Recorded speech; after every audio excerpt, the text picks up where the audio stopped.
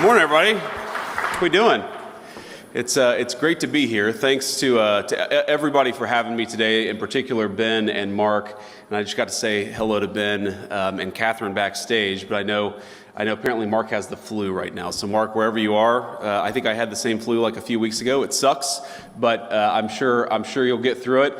And it's great to be with you all, and it's great to talk about the importance of American dynamism and what our administration is going to do to support so many of the country's most groundbreaking and compelling companies. I know that you guys are working hard every single day, and I think it's pretty good news, right? That as of a couple of months ago, you have an administration that's working with you and facilitating your hard work instead of making it harder to innovate, which is, I think, what the last administration did. Though, in defense of Joe Biden, he was asleep most of the time. I don't think he totally realized what he was doing, but certainly didn't make it easier. His administration did not for our innovators. Now, as some of you may have seen, and I talked about this with Ben backstage, I spoke at a conference in Paris last month where my message to a group of CEOs and foreign leaders was that we should embrace the future head on. We shouldn't be afraid of artificial intelligence, and that particularly for those of us lucky enough to be Americans, we shouldn't be fearful of productive new technologies. In fact, we should seek to dominate them, and that's certainly what this administration wants to accomplish. I suspect that most of you in this room are of like mind, and if you're not, I don't know why the hell you're at the American Dynamism conference, but I received some pushback from people who are worried about the disruptive effects of AI. One journalist suggested the speech highlighted the tension between the, quote, techno-optimists and the populist right of President Trump's coalition. And today, I'd like to speak to these tensions as a proud member of both tribes. And let me put it simply. While this is a well-intentioned concern, I think it's based on a faulty premise. This idea that tech-forward people and the populists are somehow inevitably going to come to a loggerheads is wrong. I think the reality is that in any dynamic society, technology is going to advance, of course. And speaking as a Catholic, I think back to Pope John Paul II's opening lines of the encyclical Labora Mixarens, quote, "Through work, man must earn his daily bread and contribute to the continual advance of science and technology, and above all, to elevating unceasingly the cultural and moral level of the society within which he lives," end quote. Now, I quote the Holy Father not only because I'm a fan of his, but also because he rightly understood that in a healthy economy, technology should be something that enhances rather than supplants the value of labor. And I think there's too much fear that AI will simply replace jobs rather than augmenting so many of the things that we do. Now, in the 1970s, if you go back a little ways, many feared that the automated teller machine, what we call the ATM, would replace bank tellers. In reality, the advent of the ATM made bank tellers more productive, and you have more people today working in customer service in the financial sector than you had when the ATM was created. Now they're doing slightly different jobs, of course. Yes, they're doing more interesting tasks also, and importantly, they're making more money than they were in the 1970s. Now, when we innovate, we do sometimes cause labor market disruptions. That happens. But the history of American innovation is that we tend to make people more productive, and then we increase their wages in the process. And I think all of us believe that's a good thing. Now, after all, who would claim that man was made less productive by the invention of the transistor, or the metal lathe, or the steam engine? Real innovation makes us more productive, but it also, I think, dignifies our workers. It boosts our standard of living. It strengthens our workforce and the relative value of its labor. And as Americans, all of us should be particularly proud of our extraordinary heritage. I think it is American heritage of inventing things, and of our nation's status to this day as the world's foremost driver of research and development. But all of this, the role that technology plays in a labor market, and whether we greet innovative breakthroughs with excitement or with trepidation, depends on the purpose of our economic system in the first place. And I think this is where the populists have an important point.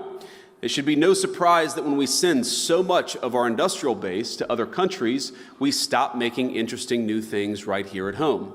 Look, for example, at shipbuilding. Now, if you go back to World War II, America constructed thousands of so-called Liberty ships to carry troops, cargo, and other things, building them at a pace of 3 ships every 2 days, 3 ships every 2 days. Now we build about 5 commercial ships across an entire year in the United States of America.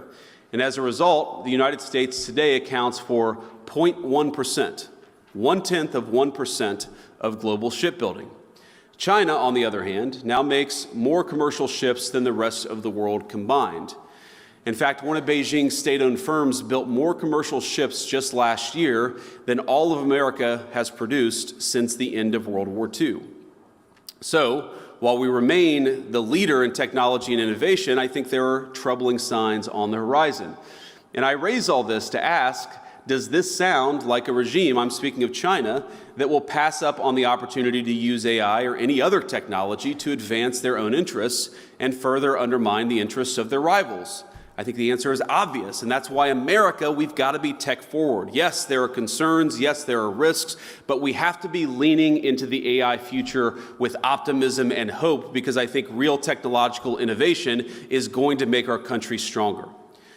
So deindustrialization poses risks both to our national security and our workforce. It's important because it affects both.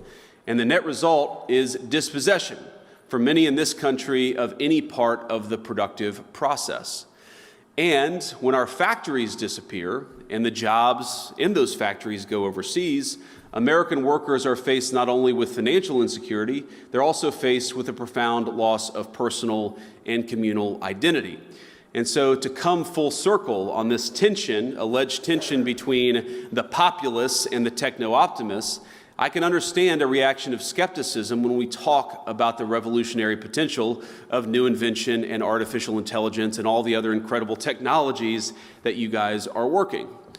But I think that that tension is a little overstated. And so I'm going to come back to what's sort of dividing some of the tech optimists and the populists on our side. I think the populists, when they look at the future, and when they compare it to what's happened in the past, I think a lot of them see alienation of workers from their jobs, from their communities, from their sense of solidarity. You see the alienation of people from their sense of purpose. And importantly, they see a leadership class that believes welfare can replace a job and an application on a phone can replace a sense of purpose. Now, I remember a Silicon Valley dinner in particular back when I was in my tech days, where my wife and I were sitting around talking to some of the leaders of the important technology firms of the United States, and this was probably in 2016 or 2017. And I was talking about my real worry that we were heading in a direction where America could no longer support middle-class families working on middle-class wages. And importantly, that even if you had enough economic dynamism to provide the wealth to ensure those people could, afford to buy a house and afford their food and so forth, that even if you replaced the financial element of their jobs, you would destroy something that was dignified and purposeful about work itself. And I remember one of the tech CEOs who was there, CEO, you would know his name if I mentioned it. He was the CEO of a multi-billion-dollar company. He said, well, I'm actually not worried about the loss of purpose when people lose their jobs. And I said, okay, well, what do you think is going to replace that sense of purpose? And he said, digital, fully immersive gaming. And then my wife texted me underneath the table and said, we have to get the hell out of here. These people are effing crazy. Now, I don't think that, of course, that CEO's views are representative of most people in this room, but when I think about a lot of the workers, based on what they've seen in the past, are very worried about the future because, frankly, their leadership has failed to serve them. And then I think about this from the perspective of a lot of the tech optimists. I think a lot of the tech optimists, they see overregulation, they see stifling innovation. I mean, you guys are builders. They are builders. And while they may sympathize with those who lost a job, they're much more frustrated that the government won't allow them to build the jobs of the future. And they know that as hard as it is to build a business in digital media, it's still harder to build one in robotics or life sciences or energy in what we call the world of atoms. They see a government that makes their lives harder, and they must trust anyone who looks to that government for aid. And what I'd propose is that each group, Our workers, the populists on the one hand, the tech optimists on the other, have been failed by this government. Not just the government of the last administration, but the government in some ways of the last 40 years. Because there were two conceits that our leadership class had when it came to globalization. The first is assuming that we can separate the making of things from the design of things. The idea of globalization was that rich countries would move further up the value chain while the poor countries made the simpler things. You would open an iPhone box and it would say designed in Cupertino, California. Now the implication, of course, is that it would be manufactured in Shenzhen or somewhere else. And yeah, some people might lose their jobs in manufacturing, but they could learn to design, or to use a very popular phrase, learn to code. But I think we got it wrong. It turns out that the geographies that do the manufacturing get awfully good at the designing of things. There are network effects, as you all well understand. The firms that design products work with firms that manufacture. They share intellectual property, they share best practices, and they even sometimes share critical employees. Now, we assume that other nations would always trail us in the value chain, but it turns out that as they got better at the low end of the value chain, they also started catching up on the higher end. We were squeezed from both ends. Now, that was the first conceit of globalization. I think the second is that cheap labor is fundamentally a crutch, and it's a crutch that inhibits innovation. I might even say that it's a drug that too many American firms got addicted to. Now, if you can make a product more cheaply, it's far too easy to do that rather than to innovate. And whether we were offshoring factories to cheap labor economies or importing cheap labor through our immigration system, cheap labor became the drug of Western economies. And I'd say that if you look in nearly every country from Canada to the UK that imported large amounts of cheap labor, you've seen productivity stagnate. I don't think that's not a total happenstance. I think that the connection is very direct. Now, one of the debates you hear on the minimum wage, for instance, is that increases in the minimum wage force firms to automate. So a higher wage at McDonald's means more kiosks. And whatever your views on the wisdom of the minimum wage, I'm not going to comment on that here. Companies innovating in the absence of cheap labor is a good thing. I think most of you are not worried about getting cheaper and cheaper labor. You're worried about innovating, about building new things, about the old formulation of technology is doing more with less. You guys are all trying to do more with less every single day. And so I'd ask my friends, both on the tech optimist side and on the populist side, not to see the failure of the logic of globalization as a failure of innovation. Indeed, I'd say that globalization's hunger for cheap labor is a problem precisely because it's been bad for innovation. Both our working people, our populists, and our innovators gathered here today have the same enemy. And the solution, I believe, is American innovation. Because in the long run, it's technology that increases the value of labor. Innovations like the American system and the interchangeable parts revolution it sparked, or Ford's moving assembly line that skyrocketed the productivity of our workers. That's how American industry became the envy of the world. And that's what I really want to talk about today, why innovation is key to winning the worldwide manufacturing competition, to giving our workers a fair deal, and to reclaiming our heritage via America's great industrial comeback. And I believe that's what we're on the cusp of, a great American industrial comeback. Because innovation is what increases wages. It's what protects our homelands, and I know we have a lot of defense technology companies here. It's what saves troops' lives on the battlefield.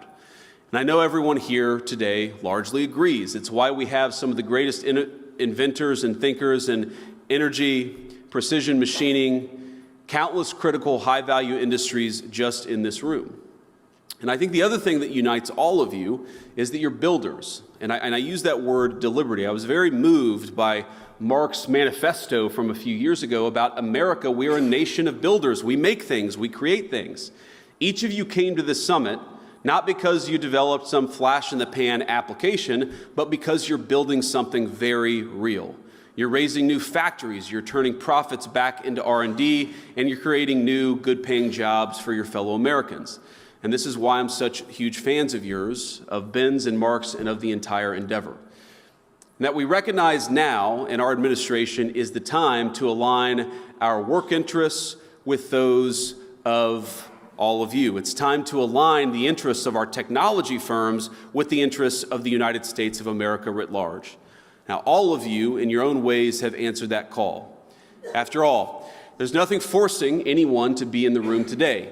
Each one of you could have set up headquarters in Southeast Asia or China, I'm sure, and you would have done quite well for yourselves financially.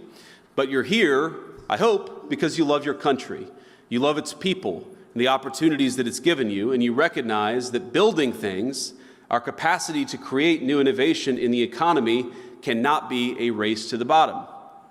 Now, America's not going to win the future by ditching child labor laws or paying our workers less than Chinese or Vietnamese laborers. We don't want that, and it's not on the table. We can only win by doing what we always did, protecting our workers and supporting our innovators, and doing both of those things at the same time. And so, I want to talk a little specifics here. The Trump administration's great plan for staging the great American manufacturing comeback is simple. You're making interesting new things here in America? Great. Then we're going to cut your taxes, we're going to slash regulations, we're going to reduce the cost of energy so that you can build, build, build. Our goal is to incentivize investment in our own borders, in our own businesses, our own workers, and our own innovation. We don't want people seeking cheap labor. We want them investing and building right here in the United States of America. And so if you'll allow it, I'd like to talk about a few ways that the Trump administration is already pursuing a pro-innovation economy that allows our workers to thrive and our companies to outcompete their foreign peers. In short, an economy that is vibrantly America first, that serves Americans from all walks of life and of every kind. Now, first, President Trump is starting with, and is dead serious, about rearranging our trade and tariff regime internationally. We believe that tariffs are a necessary tool to protect our jobs and our industries from other countries, as well as the labor value of our workers in a globalized market. In fact, combined with the right technology, they allow us to bring jobs back to the United States of America and create the jobs of the future. Just look in the past few months at the auto industry as an important example. When you erect a tariff wall around a critical industry like auto manufacturing, and you combine that with advanced robotics and lower energy costs and other tools that increase the productivity of U.S. labor, you give American workers a multiplying effect. Now that, in turn, allows firms to make things here at a price-competitive basis. Our president gets that, which is why last month we posted 9,000 new auto jobs after many, many years of stagnation or even decline in the auto sector. It's why, just weeks in, we already have new plant or production announcements from Honda, from Hyundai, and Stellantis worth billions of dollars and thousands of additional jobs on top of the ones that were already created. Now, this takes work.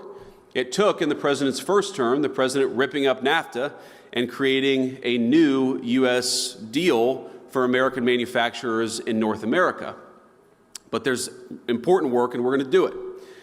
Now, second, all of this is why the president is approaching the issue of illegal immigration as aggressively as he has, because he knows that cheap labor cannot be used as a substitute for the productivity gains that come with economic innovation. And so we've cracked down on illegal immigration at the border, where the results speak for themselves. Last month, migrant crossings were down 94% to their lowest number all time, and that happened just in 2 months of serious border enforcement. Thanks to President Trump's leadership, last month, for the first time in over a year, the majority of job gains went to American citizens born on U.S. soil, and that's important. For the first time in over a year, the majority of job creation actually went to American citizens. The third, this administration is focused on reducing our input costs for our manufacturers and for everybody else. Achieving energy abundance, and I know Doug Burgum was here earlier, will be here later, is top of mind. Because when we look at some of the most exciting applications of new technologies, we realize it's going to take a lot of power to keep them running. And we're thrilled to have our friends from the United Arab Emirates, a number of the business leaders and government leaders in town this week for meetings with our government. And one of the things they consistently hammer upon is something that unfortunately too few of our European allies tend to get, is that if you want to lead in artificial intelligence, you have got to be leading in energy production. So we are going to set the pace there, and we are going to lead from the front. Now, we are already seeing, the good news is, signs of progress, even just a couple of months in. Gas and diesel prices are dropping, the cost of a barrel of U.S. crude is way down, and last Wednesday, the administration took major steps to make energy even cheaper and liberate our companies from stifling environmental regulations. Now, that is great, but of course, there's a lot more work we have to do over the next 4 years. Getting the tax bill right is especially critical for all of you and for all of your workers. We know how important it is to restore 100% bonus depreciation for capital investments, as well as full expensing for R&D. Again, we want people to invest in America, and we're going to make sure the tax code reflects that. In order to build on the success of the original tax law, meaning the tax law from the president's first administration, our administration is working to broaden some provisions that are critical to the industrial base, like expanding full expensing to cover factory construction. For business owners, including manufacturers, making the 2017 tax cuts permanent will provide further confidence and predictability to invest in new technology and equipment, hire more American workers, and grow all of your businesses. And we have a lot more to do, but the country is already starting to see the payoff of this administration's bold economic agenda. For producers and consumers alike, inflation is finally starting to come down. Core CPI last week dropped to its lowest number since April of 2021. And when it comes to the labor market, last month's jobs report showed a massive reversal. 10,000 new manufacturing jobs created, where the previous year we had lost over 100,000 manufacturing jobs.